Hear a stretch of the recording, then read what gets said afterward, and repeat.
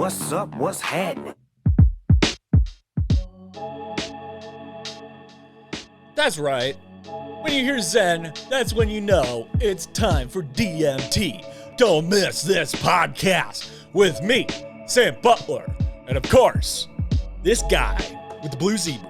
That's right, the blue zebra. The blue zebra. The blue zebra is here. The blue zebra boys. The blue zebra boys. That's your gang name, I dude. love it. You're gonna start a gang called the Blue Zebra Boys. The blue zebra boys. And you guys are gonna go hard BZBs. against the Crips because you're gonna try and take blue and That's right. make it your own. But we're more like a teal kind of blue. So we're not we could be Powder blue. we could be the turquoise zebra boys, the TZBs, you know? Electric blue.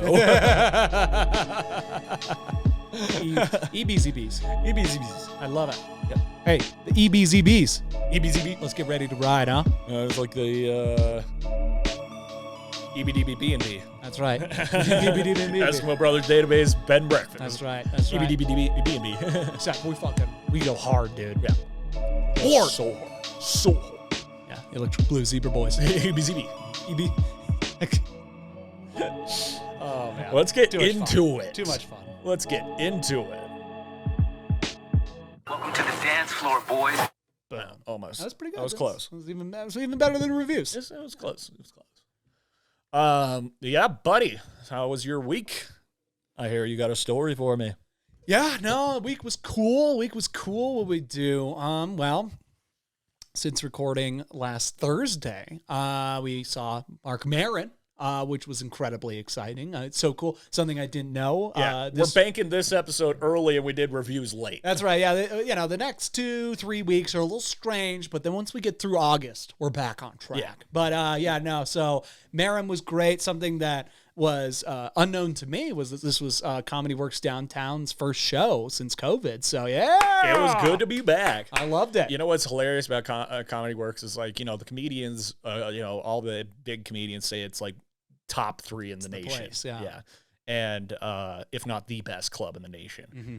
I will say, probably great for the comedians, not so great for the audience. Nah, You are packed like sardines. that's how you get people laughing. And dude. it's. I mean, I do like that energy, but also you got to sit with your arms straight like that eating in is- between your legs. Eating and drinking is damn near impossible. Damn and you near have impossible. to get 2 things. Yeah. You have to. Yeah. It's crazy. No, and The wait staff. We clap for the wait staff because they have to get through those rows. I mean, that's hard stuff with trays of food and drink. They don't spill on anybody. They're heroes. Yeah.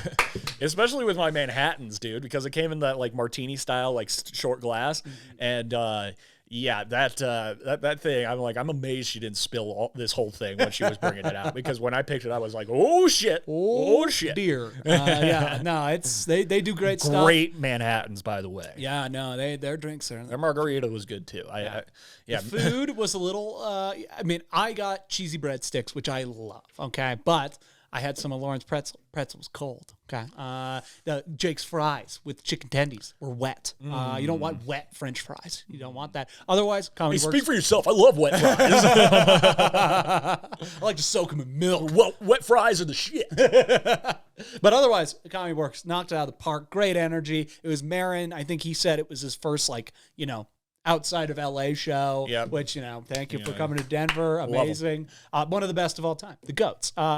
So great to see Maron. It's so great to get back out there and feel that energy, especially if we might be going back to lockdown. Yeah. I want to enjoy this as much as we can. If not, let's get back to normal. Yeah, and he specifically made this show. It was kind of a last-minute decision: vaccination or false test positive, or a negative test. You can only come if you have a false COVID test. Yes.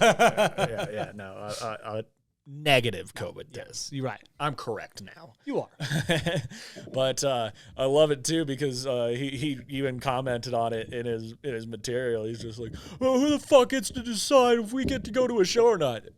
I do. That's me. And then I watched his because he does IG Live a lot, and then he posts that. I watched the beginning of the IG Live that he did pre the show and talking about it and referencing it, and he's just like, I don't see any other way to do it, because I mean, if you think about it, it's really more for the people who haven't been vaccinated, because that's the whole argument. That's the whole thing is the people that haven't been. A lot of the people that are talking about seeing what's happening with the Delta strain. I mean, it's a lot of unvaccinated people and stuff like that. I mean, that's what I'm hearing. You know what I mean? I'm obviously not in the hospital seeing this, but yeah, I mean. Oh, and he even pointed out that these people who are anti-vaxxers just keep acting. Dude, I don't know why people ever think it's a good idea to equate their situation to the Jews in Nazi Germany. Yeah, that's a little toned down. That's so fucking aggressive. Like, that is like top That's the shelf. opposite of what this shirt is. Yeah. That's top shelf suffering. The only thing it would be, comparable is if you just go, slavery. Like, if you compare your situation to slavery, it's like, it's absolutely not. And also, the Jews were persecuted as a people by an evil person. You guys are just assholes. Yeah. I mean, if it's anything, it's your segregation, decision to be an asshole has repercussions. So fucking deal with it, you pussy. Yeah. Like he said, I'm going to be inside there. You can stay out here and keep complaining, but I'm going to go in there. I'm going to go inside. It's weird times, man. Weird times. But then went camping the next day, got eaten alive by mosquitoes, whatever happens. Great times, though. Mostly just played cornhole, smoked weed, and hung out. And good times, good vibes. The ash in the sky, the smog is a little upsetting. But what can you do with it? I was told the other day that being outside in it was like smoking 2 packs of cigarettes, but you don't even get the benefit of the nicotine. No buzz, no nothing. And the one cool thing I'll say is that this giant orange sun looks like Star Wars. It does. Yeah, it reminds you of Tatooine. That's right. So I guess, every July and August now, the world will catch on fire and we'll get through it. And then it'll snow and we'll be okay. And then it'll catch on fire again. That's how the world's going to work now. And we're going to go heat age and ice age back to back. Back to back to back, dude. That's how the earth does it. I went camping. Just good times, relaxing. That's, I think, what I said. It's like, I'm just like, within the past probably couple weeks, it's been so much easier to like relax and get comfortable. And I don't know if it's just because like, I'm confident with what I'm doing with my life now. I feel good. I feel like a lot of things are starting to just not even fall into place. I'm starting to just accept that they're good. You know what I mean? Like, let's not let the anxiety run the show. So that's all great. And then Saturday, Vic and Ian. Oh. Yep. They crushed it. That was a great fucking concert. Unbelievable. I mean, like, we say that, they're friends of the show, hype them up. No. I mean, they brought it. Okay, they brought it. Like it's a tighter, smaller theater. It was almost. It reminded me of a comedy club. It did feel like a comedy club. You were right about that. And it was like intimate and close. And I mean, Vic was amazing through the show, but when he started rapping in Spanish, I was like, holy shit. Like, this is a guy. Like, this is a dude, right? He is out there. He's my dad. He's your dad, as we established. And he did not want you there, okay? Yeah. He told me specifically, get him out of the show. Yeah, my father was not happy I was there, but my niece did a great job. Ian's my niece. We were very high and drinking. So Saturday for me was quite a wild ride, literally, because 8 minutes earlier. Like 8 minutes early, like the Suicide Squad. We came to the point. Now we got to go back a little bit. 8 hours earlier. Tanner hit me up with an unexpected invitation to go to Chatfield Reservoir and ride jet skis with him and Reed and his brother. Vroom vroom. And buddy, it was so fun. I mean, I was living Mobius's dream. That's right. Basically. Wow. Where function and fashion came together. You throw a rock. The jet ski. Throw a rock out here, you hit a jet ski. That was how it was. It was fucking busy. Can imagine. And choppy because of how busy it was. Mm-hmm.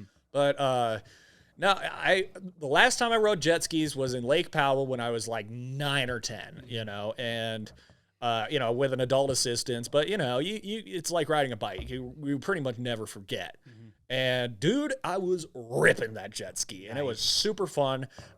First time I went flawlessly with Tanner, and it actually kind of felt like playing GTA in real life. Yeah. Where I'm following him to the next objective, but on jet skis instead of motorcycles. It was super funny. Love it. Then the second time I went out was with Mason on the faster jet ski, and that one was It had some ponies A on little it. bit of a bucking bronco. Had some ponies under that hood. Sure, yeah. And so that was fun, but because there was so much chop out there, I was following Mason, and then this wake came in from someone else's boat, and I hit it like sideways at a wrong angle and tossed me like 30 feet from the fucking jet ski. God. And then, that was fun, but I lost a pair of Mikey Bike sunglasses. That was a bummer. Bottom of the lake. Yeah, bummer. Oh, no. And I should have just called it quits after I lost the sunglasses, especially because, one, riding those fuckers is a full body workout. You know, my forearms are fucked. You know, everything else has pretty much, gotten better, but my forearms are still fucked because you are holding on for dear life That's on right, that that's right. motherfucker. Not to mention you went home and jerked off. I mean, that's just going to add to the soreness. It made my butt cramp and everything. I mean, it was a whole thing. I mean, yeah, those forearms, man, you got to give them some massaging. But it hurts. Then the third time I went out, which I shouldn't have gone out without sunglasses, because that spray in your face really makes you lose awareness of your surroundings. But I went out with Mason's girlfriend Sophie, and we were on the last leg of the trip, and I thought we were both on the same page, like we're heading back to the shore. So I take a beeline angle towards it, and she kind of went around, but the spray was in my face, so I wasn't aware that she was going around, and she crossed in front of me. I let off the gas at the last second, but the momentum was already going forward, and we popped. Oh no. The front end of my jet ski hit the back end of hers. It was fine. Nobody got hurt. But I got tossed from that fucking thing. She was okay. I was like most concerned about that because it was like, oh, that was such a you can't assume. You can't assume on jet skis. The chills that go down your body, when that stuff happens. You really gotta pay attention. And I felt so fucking bad, and then I felt extra bad when I found out later that the jet ski got cracked. Oh no. The hull, I mean, it wasn't terrible. It would have been worse if it was a hole. I think that they'll be able to repair it, but I'm really worried that I fucked it up for Tanner and Mason to be able to take the jet skis out without his parents. With this opportunity, and I feel, what would you like to say to the Dagudises? I couldn't be more sorry. I apologize. I ordered some croquis, nice, so that I could keep my sunglasses even if I fall off the jet ski next time. And then having the sunglasses on, keeping the spray out of my face, I'll be more aware of my surroundings. Makes sense. I mean, all I can do is apologize, offer help if they need it, and I mean, like the sincerest apology, man. I am so sorry to the Dagudises, the Dagudai, the Dagudai, and. I mean, I'm so thankful that neither of us got hurt. However, what ended up happening was I was so exhausted from the actual jet skiing and then the swimming to get back on the red jet ski when I fell off the first time. That was exhausting because it was like the jet ski kept going. I got thrown 30 feet and then the ski kept going itself. So it was like, a good 60 feet that I had to swim to get back to it. And I was burnt out from that, and like I said, I shouldn't have gone out that third time. It was just me trying to live it up and get the most out of that, and I ended up fucking everything up. But I was so exhausted at that point that my body had been worked to the point of failure that I could not get back on the fucking jet ski. I just couldn't. I just could not. Yeah. And every time that I got close, I got very close several times, the weight. And I could not, I was so sore. And you're in the water, you're slippery. Yeah, and I was so sore that I could not throw my weight onto the other side to counterbalance it or anything. So it just kept bucking me off, tipping over, bucking me off. Sophie tried to help. We could not get it done. And so these people came by with a boat that they rented and offered to help us out.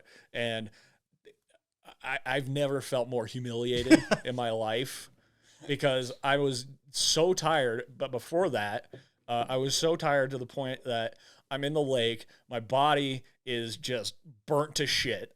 And I can't swim, and I'm like, I need a moment. And then somebody just blows by on their boat, causing a bunch of wakes and stuff. And I was at that point of exertion, and then add in the rocking from the waves, and I just fucking threw up so hard into the lake.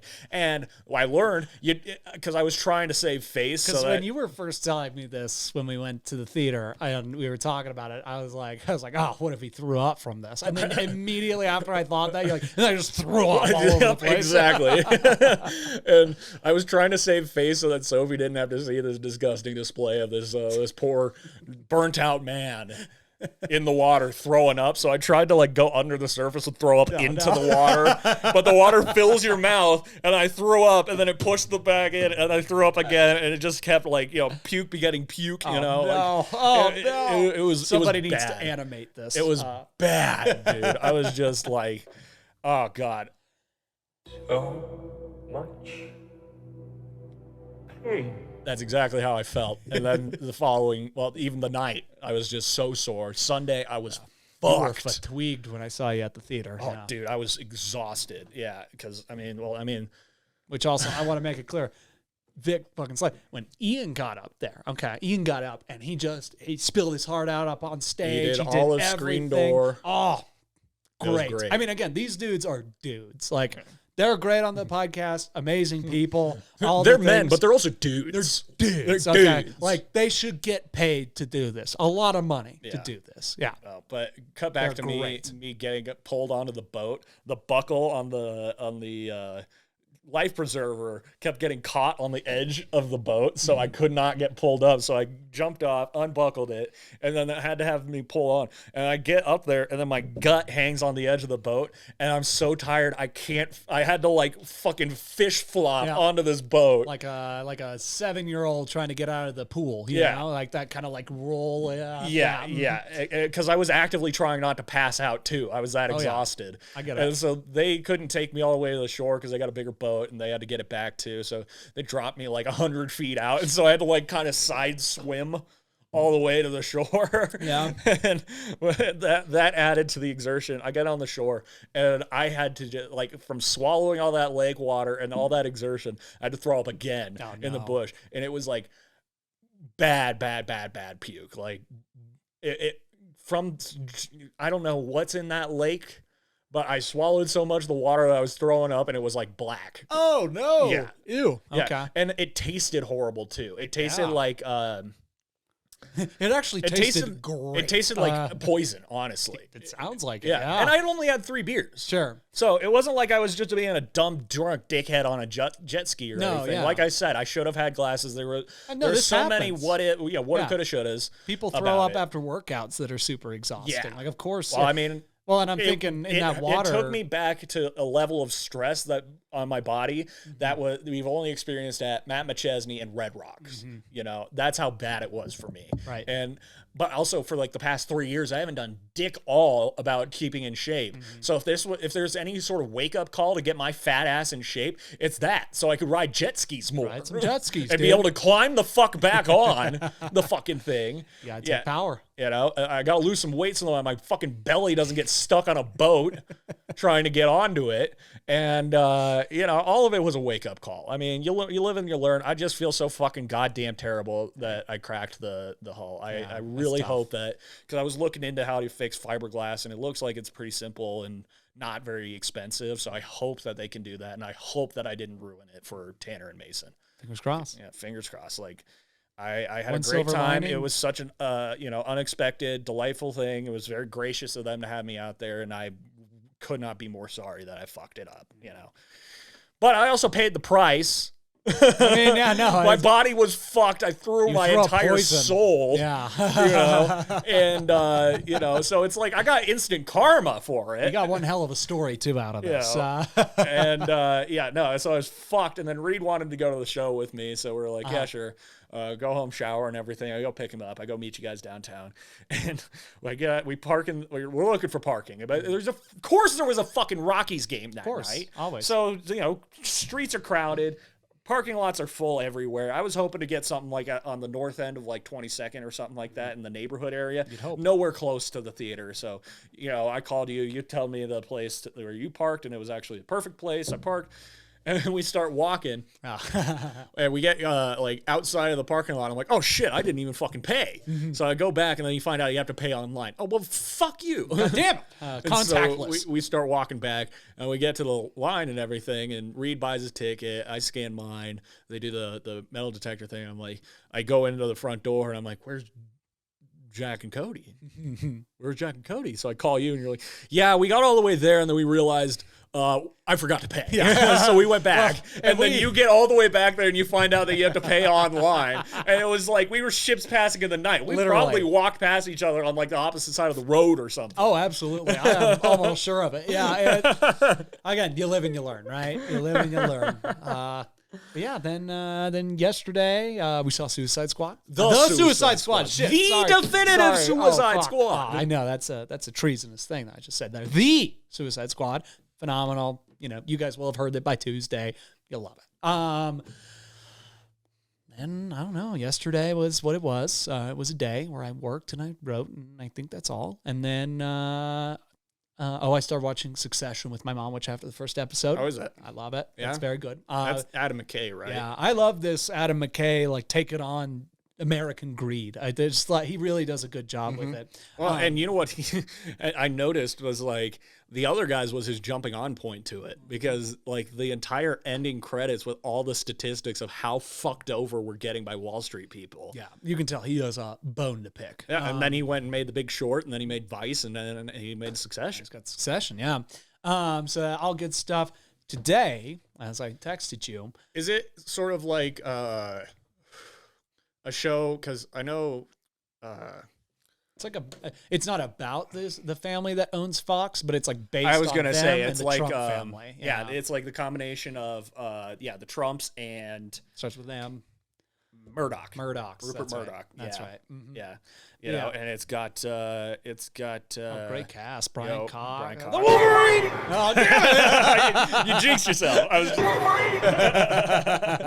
Brian Cox. It's got I forget his name from The Big Short. He's the middle brother. It's got Big Nose. Yes, I believe so. Hook it's nose. got the now famous Culkin.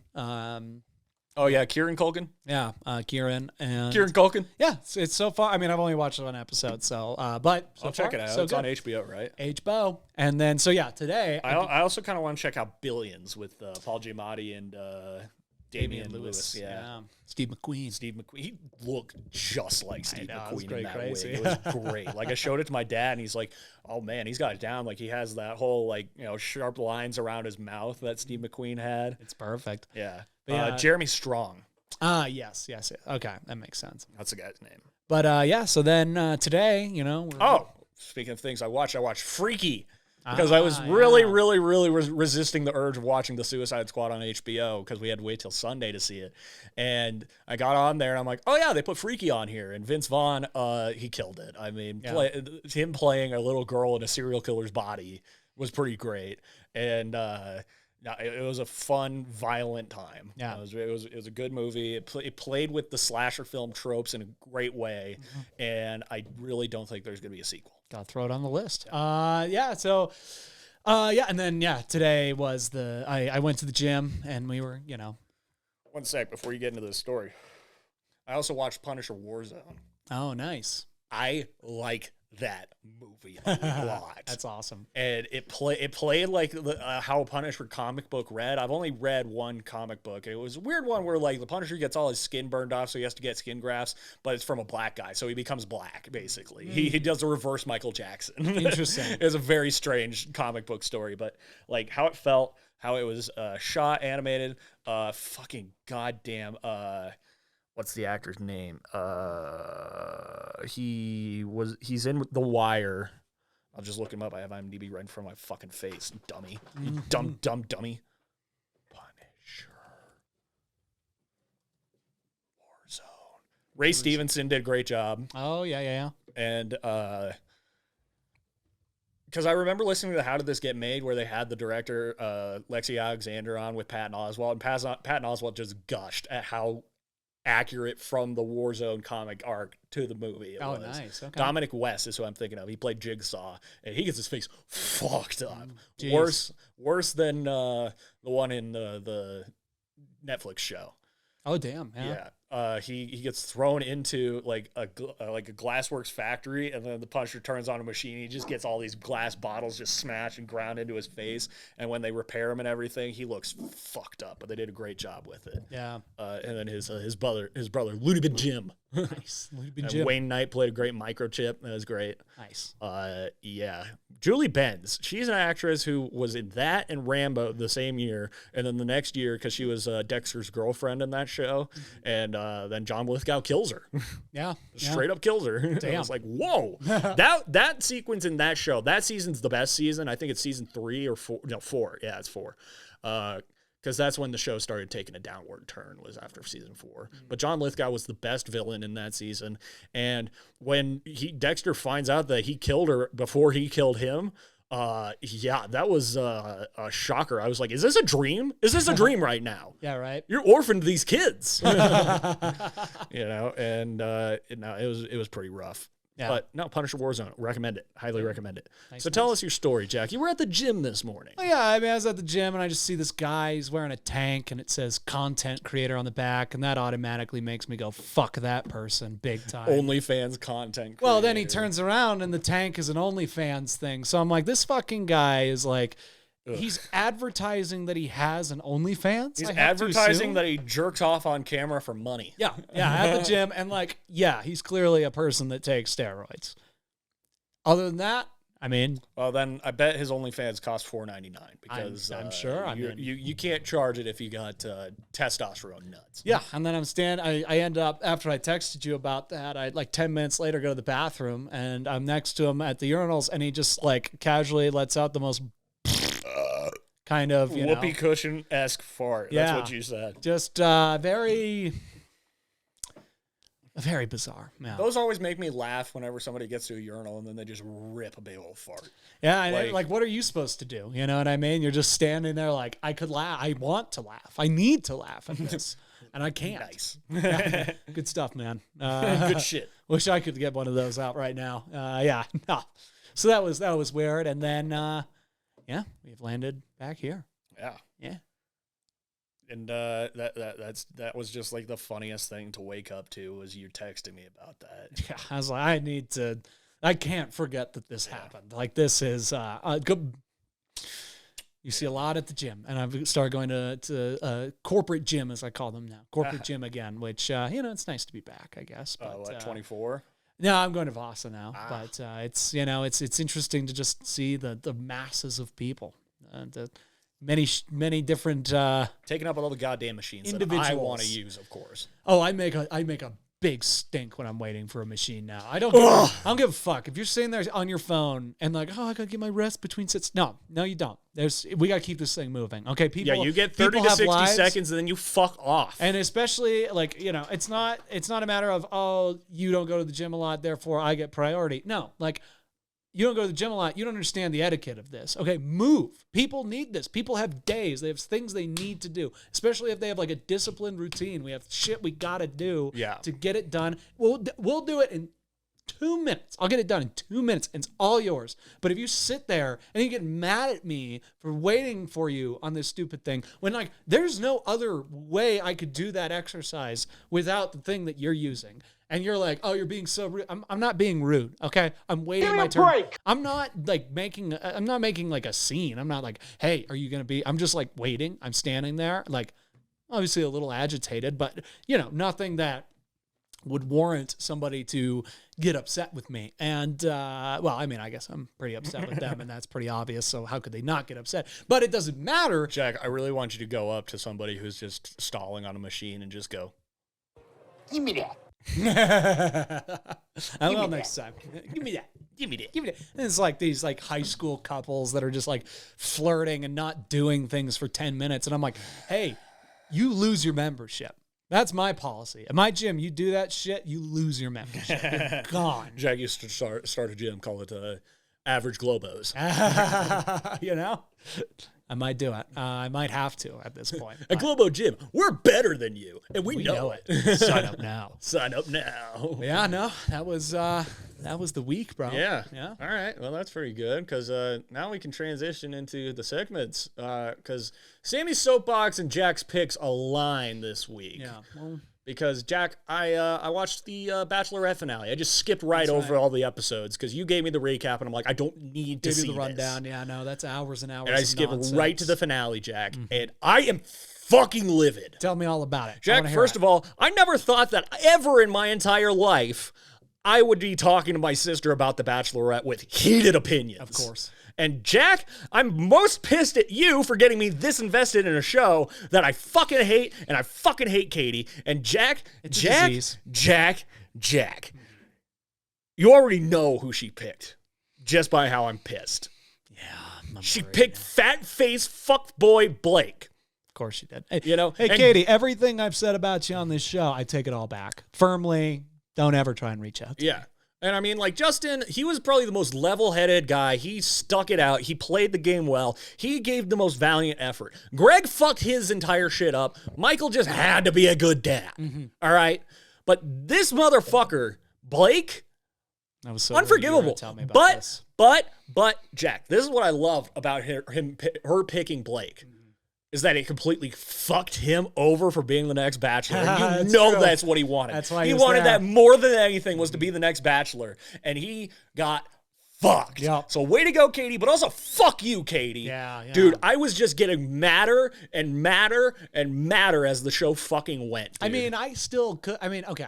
One of two things. One, I never want to wish ill upon people. I don't like it. I don't like negativity in my life or anything. I hope they get divorced. I really do. Oh, I hope she's unhappy. Strongly. I hope she's miserable. I strongly hope they get divorced. Yeah, I'm fucking livid. But then again, you think about that level where it's like, well, at least he won't be the next Bachelor. Yeah. But on the flip side of the coin, if I go up to Seattle and they stay together, it's pretty likely I could run into them at the same time at a bar. You know what I gotta say? My favorite and least favorite part of the show. Like, I didn't watch the whole thing. I fucking turned it off because I was getting so fucking pissed. Smart. But it was a stronger man than me. Yeah, it was the like after the show conversation. They bring Greg on to talk to Katie, and she lays into him. Like, I mean, you fucked it up. You were doing da da da da da da da da, and he was just taking it, and then he starts laying into her, and he lights her up. Damn, he lit her the fuck up, and I was like, "Good for you, dude." Yeah. But also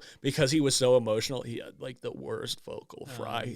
No. Was Blake there while this was happening? I don't think so. Okay. I don't think so.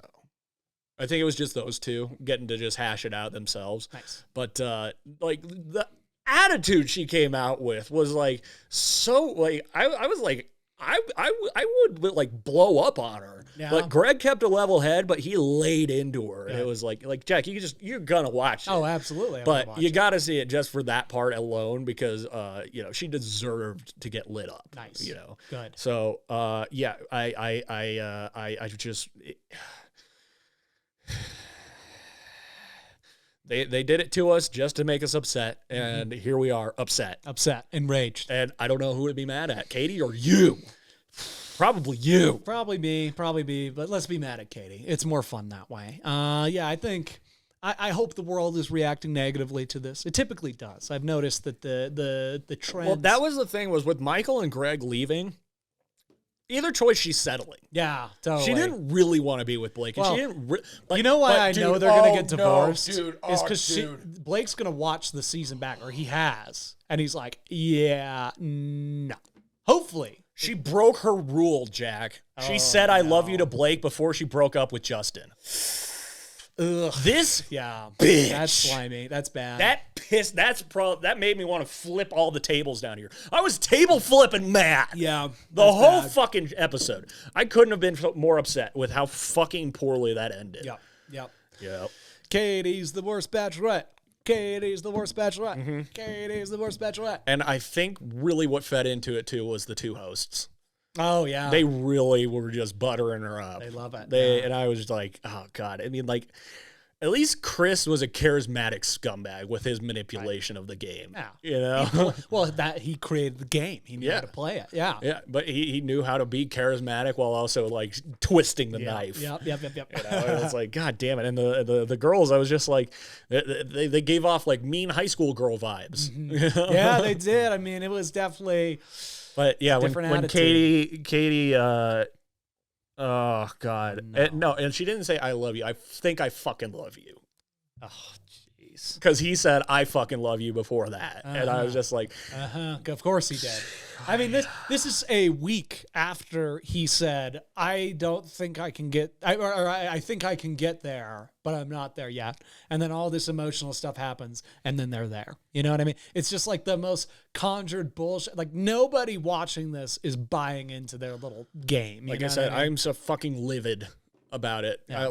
I'm just mad that I got invested. I'm mad that I got invested in it. And I know that when The Bachelor comes on and you start watching it, I'm going to watch that too. Oh yeah, this one's gonna be Michelle, who was also on that season. The other one that I really liked. She's a Minnesota school teacher, very very sweet, beautiful lady who I hope can avoid this because the show. It's already been announced. She's the next Bachelorette. They announced her and Katie at the same time. We're gonna do Katie in the summer, and then we'll do Michelle in the fall. So Do you know who the next Bachelor is going to be? I don't. I thought they Probably were expecting Justin. Blake. It's probably Justin. It'll be Greg. Watch. Yeah. Let me see. Who's the next Bachelor? Because they probably would have announced it on like the whole, ending.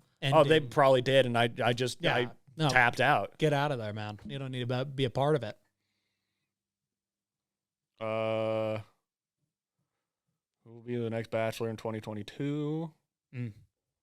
Biggest contenders, so they haven't announced it. Okay. Yeah, Michael A., Greg. Mm-hmm. See, Michael A., I mean, the crux of it was like he couldn't be away from his son. You know what I mean? Like, Andrew S. don't force him to go back on the show. Yeah, Andrew should be. Andrew was cool. The football Yeah, I player. liked Andrew. Good dude. The whole thing he did to Katie where she's like, you can stay if you want to. He's like, nah, I gotta go.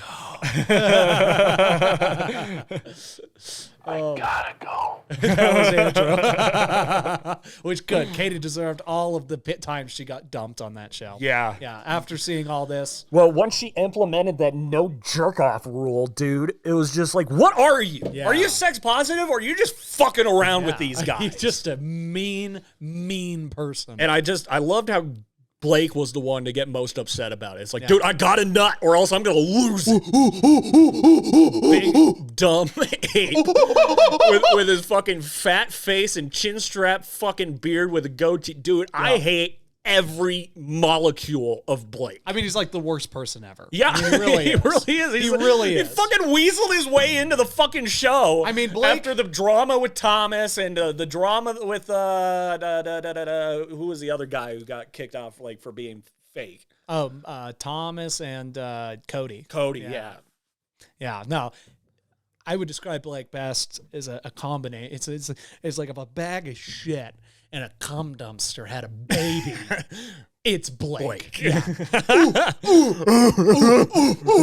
Big mouth breathing dummy. Yeah. Oh, fuck that dude. Big time. Fuck that dude. So, yeah, I hope they're upset. I hope she's unhappy with her decision. Yeah. And I hope Blake remains insecure for the rest of his life. ABC executive Rod Mills told Variety, sometimes the pond is really dry. This season will be the opposite case. The pond is overstocked with guys who they could pick to be the next Bachelor. Oh, sure. Okay. So it's time. It's going to happen. We'll see. One of the lessons we've learned is to really think of everybody to potentially be the Bachelor. He said in the past, I think we've maybe made mistakes because we've overlooked people for whatever reason. Maybe they're too controversial or they weren't that popular on their season. Or because they're not white. Yeah, but there is no right or wrong, so we should just talk to everyone and the right person will present themselves. I remember when they made such a big deal about Matt being the first black Bachelor. I'm like, guys, this is 2021. If this is the truth, don't play this up, okay? Because you should have done this 15 years ago. 15 years ago. God damn it, dude. And I'm gonna fucking watch it. Oh, of course, I'm hooked. No, they. You're right. It's like crack. Once one hit and you're hooked. Cracked potato chips, dude. Oh God. Put onto the television. Oh God. There's just no nutritional value to it. Not one bit. In fact, it takes more than it gives. gives. It takes so much more. But we have to spread it to the people. Okay, this is the delta here. Yeah. And I mean, you picked Justin, but definitely knew it was gonna be Blake because that's how they're gonna fucking twist the knife on you. Of course. Yeah, it can't be a happy ending. Yeah, Came but out. that's the only thing that made it happy is that he fucked Blake out of being the next Bachelor. That's the only thing I liked about that decision. And I was just like, good, fuck him. Yeah. Fuck Blake and Well- fuck Katie. I hope they're unhappy. Well, it could work to his, because she could come out and they could get divorced. And then he's like the guy, they always get divorced. That's the thing about the show. Very, very rarely do they end up staying together. And like, Yeah, and then they get a spin-off show, and I feel like the stress of the spin-off show breaks them up. Yeah, exactly. So, yeah, no, it's nonsensical buffoonery. Yeah, so that was the combination of Sammy's soapbox and Jack's picks right. colliding into the Bachelorette finale. And buddy, thanks for making me mad. Got That's you, dude. your number one talent. That's It's right. pissing me off. That's what the show is, dude. That's what the show. I can't even. I can only odd. I can only odd, dude, and it is odd. It's very odd.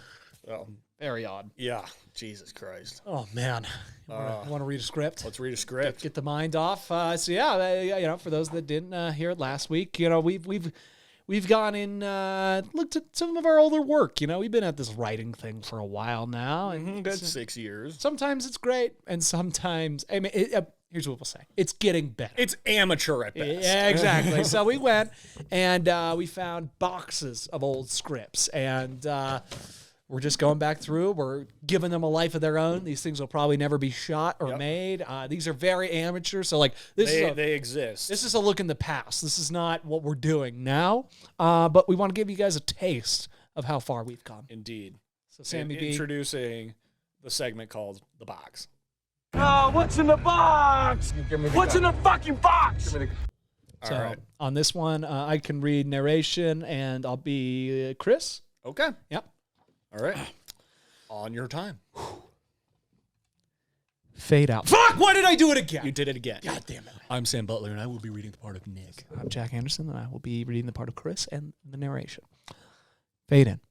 Interior living room, day. Nick, early 20s, is chewing tobacco, enjoying a hilarious episode of Workaholics. Chris, also early 20s, enters the house clearly distraught. He plops down on the couch without speaking. Nick easily reads the issue. Hey, Chris. How was your date?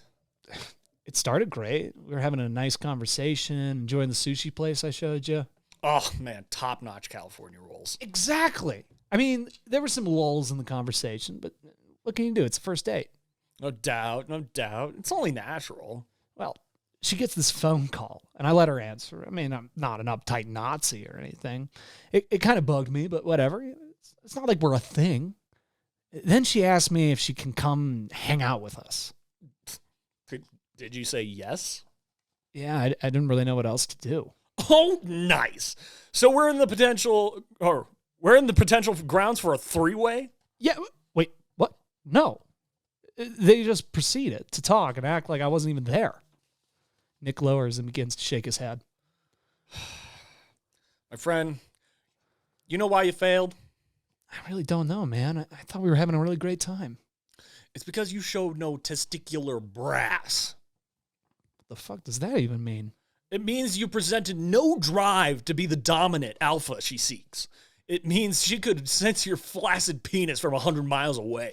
What are you talking about right now, dude? It was a first date. We met like 2 weeks ago at work. Even worse, in meeting number one, you gotta prove you're the silverback that doesn't give a fuck.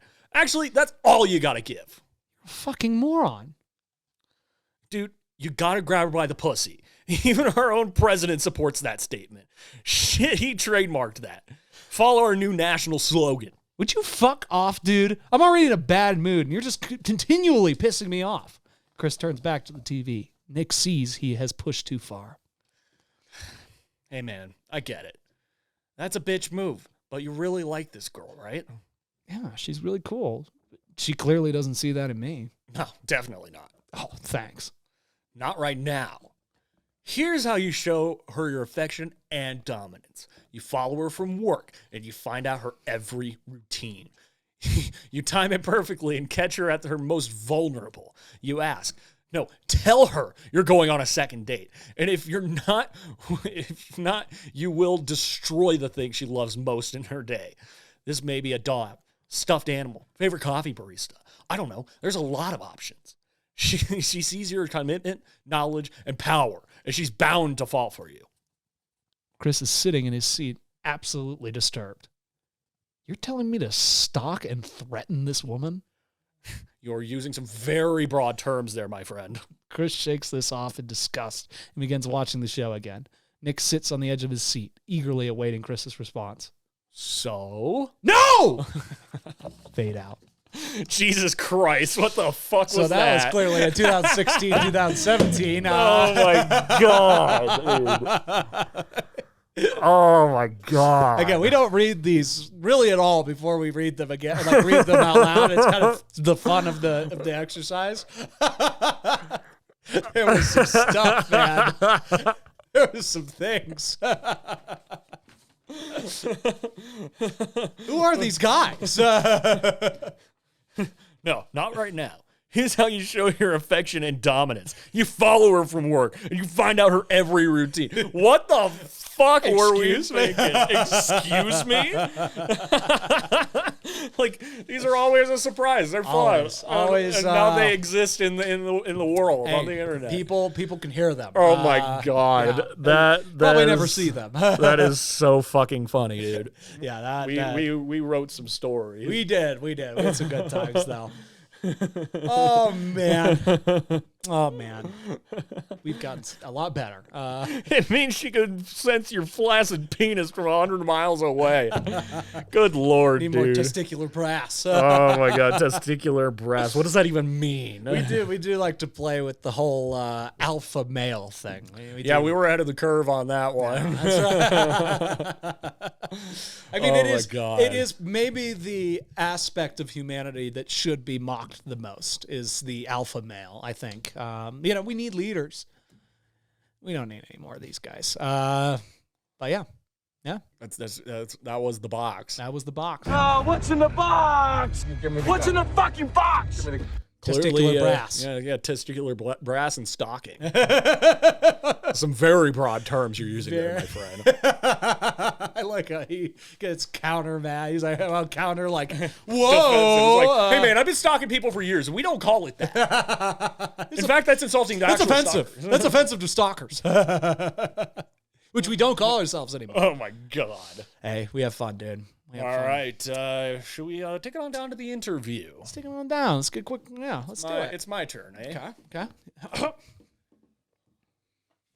All right, then we're sitting down here with Jack Anderson, and Jack Anderson, we have a listener question for you on Bonsai and the Kook. Oh, please. So Bonsai and the Kook here, we have listeners that write in. We get brand new questions every week, and we just like to see what guests would like. Real to. quick, are you the bonsai or the kook? I'm both. Oh, wow. Oh, okay. Yeah, mate. You are a multi-talented individual. I have bipolar depression. Not source of all great genius. The Kook is the depressing one. We call him the Kook because it's pretty kooky how depressed I get. Wow. Okay. I mean, I'm a downer when I'm the Kook. It's a pretty multi-dimensional show. But you got Bonsai today. Love bonsai. Bonsai. Love it. So, we got these questions. This actually comes out of the Queensland, actually, my own country of Australia, and they want to know. And this is a nature related question. Of course. How many chimpanzees do you think it would take to bring down the Australian government?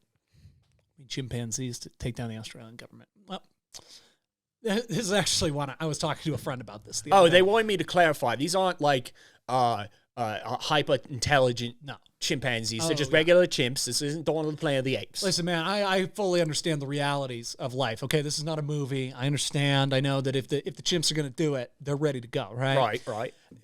Listen, the Australian government. What's tricky about it, what gets a lot of people mixed up, is that it's a continent, right? It's a country that's a continent. And as you know, I mean, you're from down under, right? It blew my fucking mind when I was a kid. It's amazing, right? So people always assume that there's this massive government running this continent, right? It's just really not true, okay? It is maybe comparable to I don't know, Singapore's government, very, very tight knit, And you gotta consider that most of the population is in the southern 2/3 of the continent. That's right. And when you don't really want to be up in Queensland. I'm amazed that this lad had internet. That's right. And when you're running operations that involve, kangaroo rights, koala spacing, territory. Right. You obviously. Well, you also have to consider the fact that there are no chimpanzees native to the Australians, so they have to get to Australia, to go and overthrow the government. Well, and that's where I've actually, I've done some research, and I've actually applied to bring 50 chimpanzees onto the island of Tasmania for a little bit of an experiment. Okay, so 50 chimpanzees to go and just take over the island. Take out those devils.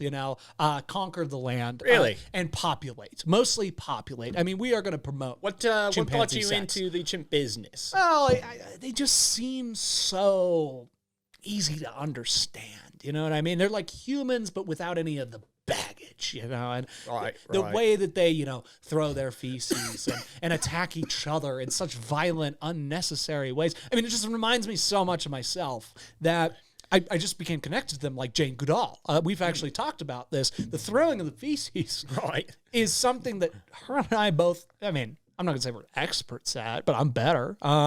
Now, we got these 50 chimps on this island, right? Populating. Right.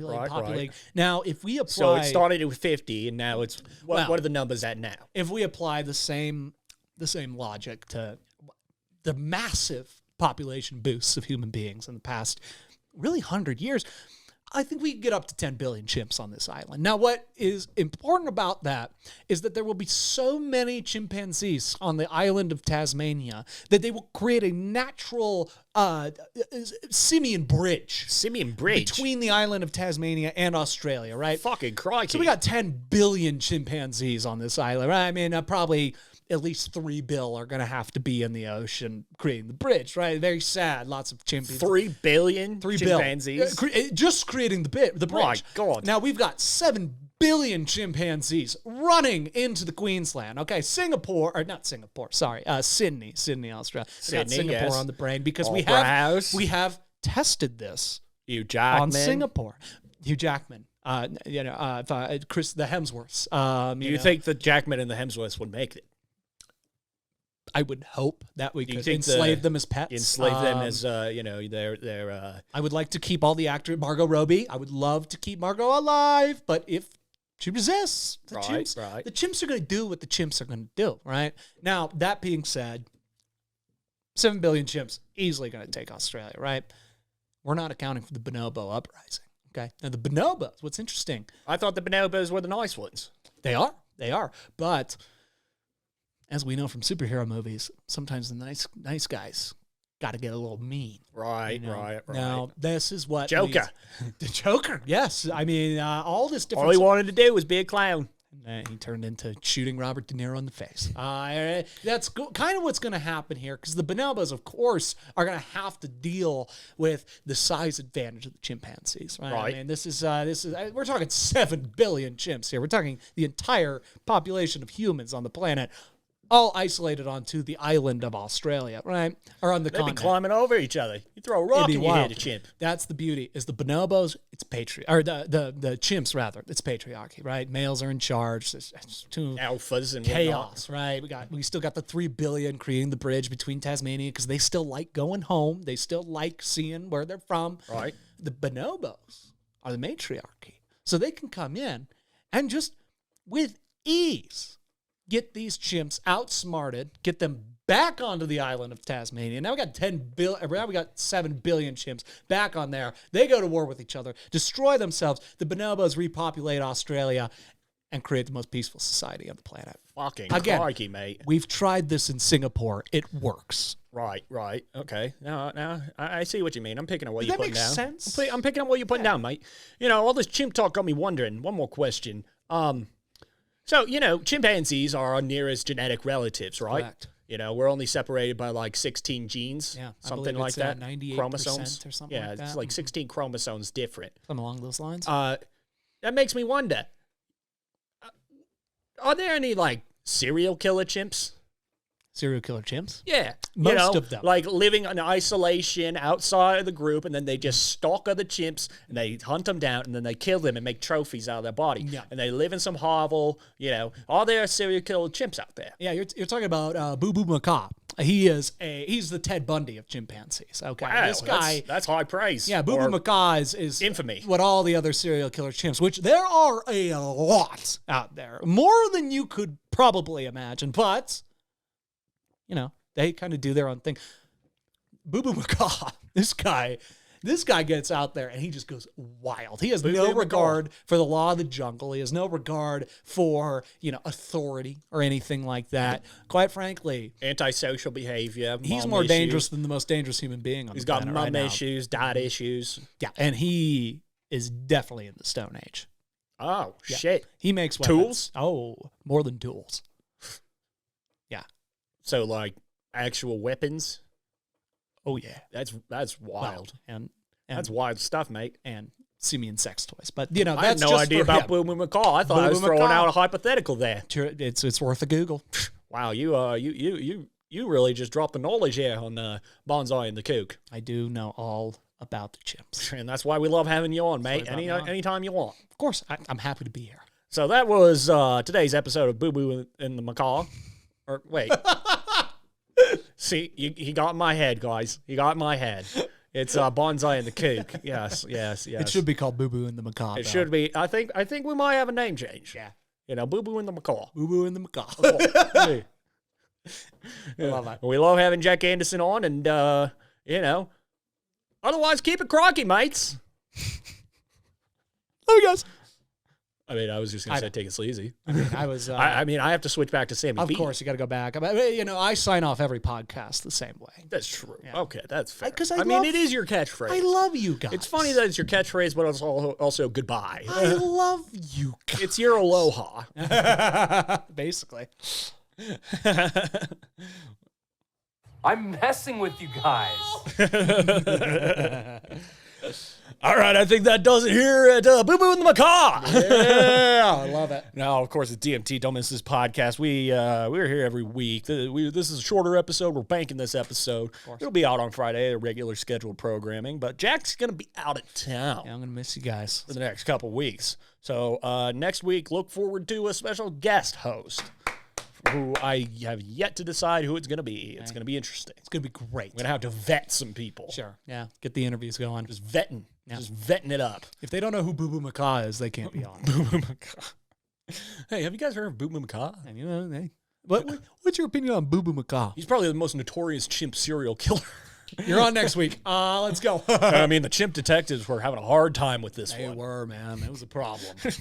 Just imagine like a bunch of chimps at a crime scene. And there's like no dialogue, or just Bodies outlined in vines. they find another body in the closet that's all twisted up.